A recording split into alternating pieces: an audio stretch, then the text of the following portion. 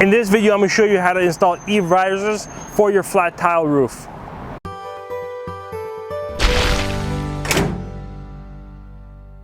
Eave risers are used for one primary purpose, is to lift the front of the tile up to have the same slope as the rest of the tiles. Since the other tiles are sitting one on top of each other, the eave riser tilts the first tile up so they're all at the same angle.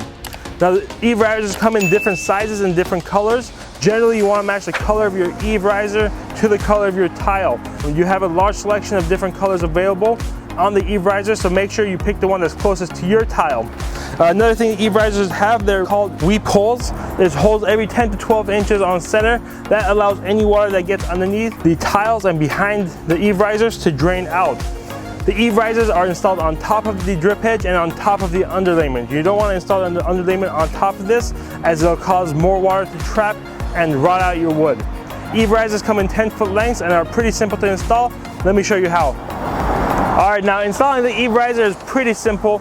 For this mock roof, we don't have a drip edge installed fully. We have a drip edge only installed in a small piece. But essentially what you want to do is line this up with your drip edge and nail it in. That's all there is to it. You're putting this on top of your underlayment, so you just want to align it.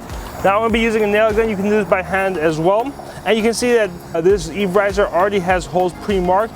You can either use these holes or just make any new holes you want, 10 to 12 inches on center, the same as a drip edge.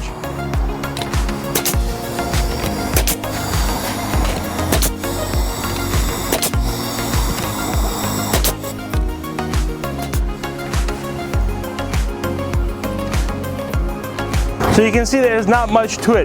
The reason you want to put this on top of your underlayment is that this generally tends to get backed up. So what happens is once water comes over this, it's not going to be hitting the deck, it's not going to be coming underneath your underlayment, it's going to be coming on top of your underlayment and over your drip edge.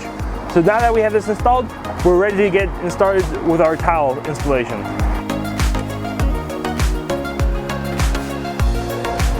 Guys, thank you so much for watching. Like, subscribe, and do all that good stuff. Now, if you have things that you like to do differently, we'd love to hear from you. Let us know in the comments below. We have a bunch of other videos for flat tile roof installation tutorials.